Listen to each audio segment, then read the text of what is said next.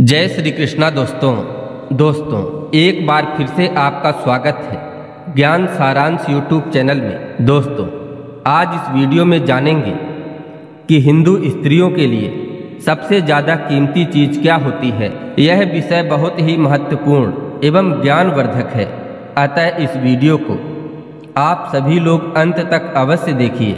दोस्तों प्राचीन समय की बात है, एक मुगल बादशाह ने किसी हिंदू राज्य पर चढ़ाई कर दी थी ताकि वह धन संपत्ति लूटकर इस्लामिक धर्म को बढ़ावा दे सके। इसी उद्देश्य से वह राजा हिंदू राज्य को चारों तरफ से घेर लेता है और अचानक ही हिंदू राज्य में आक्रमण कर देता है। हिंदू राज्य में मानो विनाश की काली छाया आ पड़ी हो। मुगल सैनिक जल्द से जल्द सभी नगरों को लूट लेना चाहते थे। उन आक्रमणकारी मुगलों ने हिंदू नागरिकों को चारों तरफ से घेर लिया था। अब हिंदुओं पर अचानक बहुत बड़ी विपत्ति आ पड़ी। मुगल आक्रमणकारी हिंदुओं पर हर तरह से अत्याचार करने पर तुले हुए थे। वह दुराचारी एक भी हिंदू को जिंदा नहीं छोड़ना चाहते थे। परंतु दोस्तों ईश्वर की लीला बहुत विचित्र होती है। आपने भी सुने होंगे कभी कभी नास्तिक और अत्याचारियों के मन में भी दया और सहानुभूति उमड़ आती है। ईश्वर के कृपा से उस मुगल बादशाह के मन में भी दया का भाव आ गया। वह मुगल बादशाह सोचने लगा, मैं हिंदू पुरुषों से नाराज हूँ, परंतु उनकी औरतों ने हमारा क्या नुकसान किया है जो मैं उन्हें दंड दूँ। उन पर रहम करना हमारा कर्तव्य है, परंतु दया का तरीका क्या होना चाहिए, आखिर किस प्रकार से उन पर हमदर्दी दिखाई जाए। मैं चाहता हूँ कि हिंदू महिलाएं बच जाएं और केवल हिंदू पुरुष ही हमारे द्वारा सजा पाएं। काफ़ी देर सोचने के बाद बादशाह एक फरमान जारी करता है कि सुबह होते ही सभी हिंदू स्त्रियां अपना कीमती सामान लेकर इस राज्य से बाहर निकल जाएं, परंतु इतना ध्यान रखें कि वह केवल एक ही गठरी में अपना कीमती सामान लेकर जा सकती हैं, दूसरी अन्य गठरी साथ में नहीं होना चाहिए। सभी हिंदू स्त्रियां रात में सोच विचार कर ले कि आखिर कौन कौन सी बहुमूल्य वस्तुएं वह बचाना चाहती हैं और कौन सी वस्तु छोड़कर जाना चाहती हैं।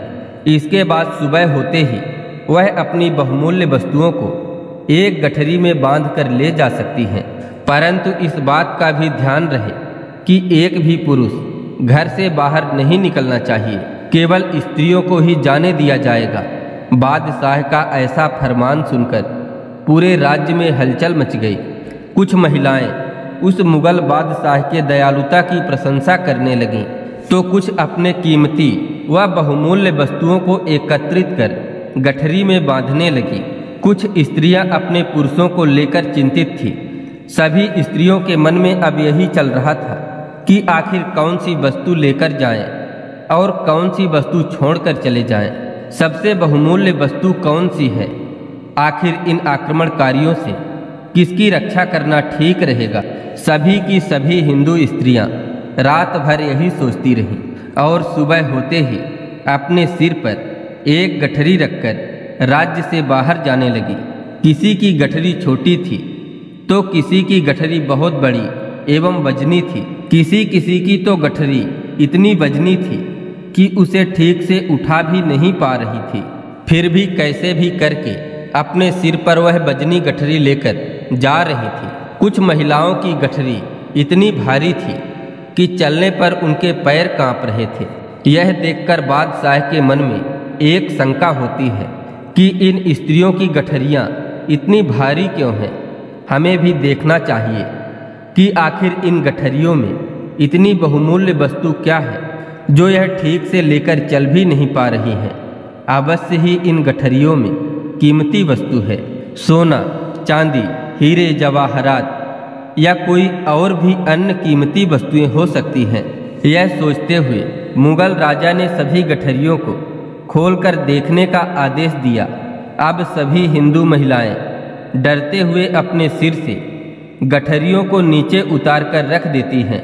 तब बादशाह के सिपाही उन गठरियों को खोलकर देखते हैं तो किसी भी गठरी में सोना चांदी गहने आभूषण एवं अन्य कोई कीमती वस्तु नहीं मिलती। उन सैनिकों ने देखा कि गठरियों के अंदर से केवल पुरुष निकल रहे हैं, जिसमें कोई जवान है तो कोई बच्चा है तो कोई बूढ़ा भी है। यह देखकर बादशाह चकित रह गया और सभी हिंदू स्त्रियों से चिल्लाते हुए बोला, क्या तुम्हारे यही कीमती आभूषण हैं? दोस्तों, बादशाह के प्रश्न को सुनकर सभी स्त्रियां डर रही थी कि आखिर उत्तर क्या दूं। वह सभी तो अपने अपने पतियों को गठरी में बांधकर उनकी रक्षा के दृष्टि से लाई थी।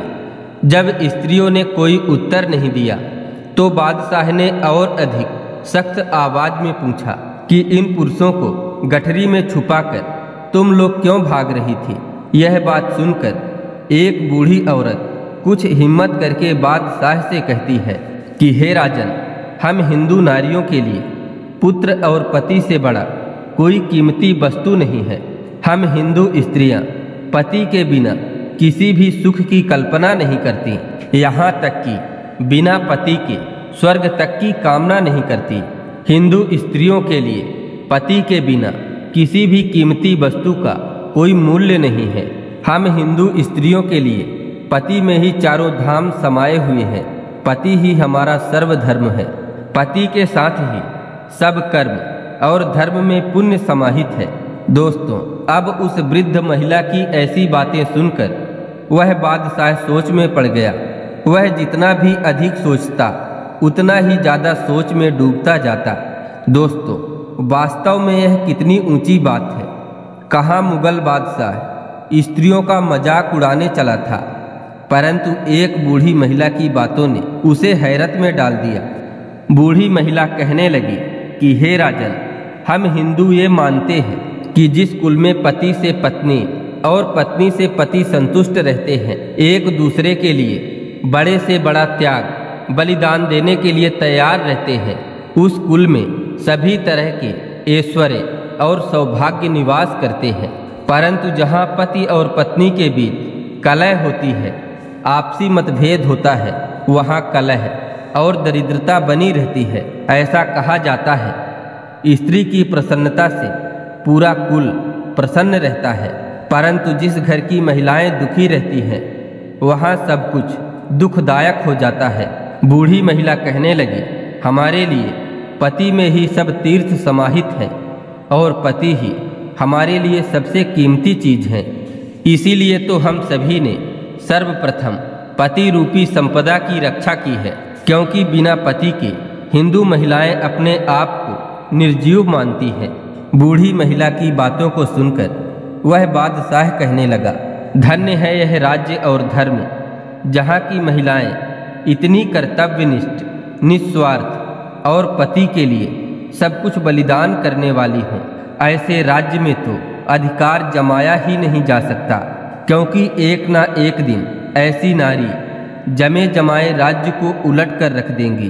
पति और पत्नी जब एक दूसरे के लिए इतनी बड़ी बलिदान करने लगते हैं, दुख में साथ रहने लगते हैं, बड़े से बड़े संकट का भी मिलजुल कर सामना करने लगते हैं, तो विपत्ति कैसे रुक सकती है।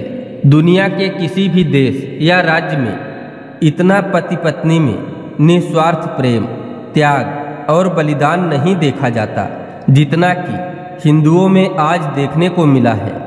इनकी एकता को कभी भंग नहीं किया जा सकता।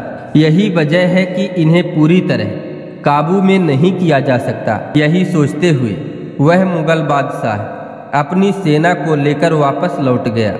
दोस्तों, इस प्रकार से पति पत्नी एक ही सिक्के के दो पहलू के समान होते हैं, जिसमें एक खराब हुआ तो दूसरे की कीमत अपने आप ही नष्ट हो जाती है।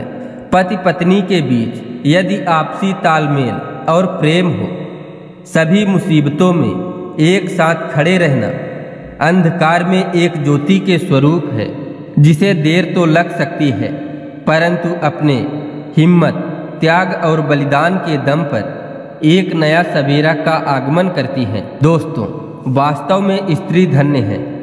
इतनी ज़्यादा सहनशीलता और किसी में नहीं पाई जाती। इसीलिए दोस्तों, आप सभी पति पत्नी हमेशा ही एक दूसरे के साथ प्रेम पूर्वक रहें और अपना विश्वास एक दूसरे पर बनाए रखें। दोस्तों, आशा करते हैं यह कहानी आपको अच्छी लगी होगी, तो कृपया आप सभी लोग इस वीडियो को लाइक करें और जितना संभव हो सके इस वीडियो को शेयर करें और इसी तरह की ज्ञानवर्धक कहानियों को सुनते रहने के लिए ज्ञान सारांश यूट्यूब चैनल को सब्सक्राइब कर लें। मिलते हैं अगले दिन फिर एक नई कहानी के साथ। तब तक के लिए जय श्री कृष्णा, राधे राधे।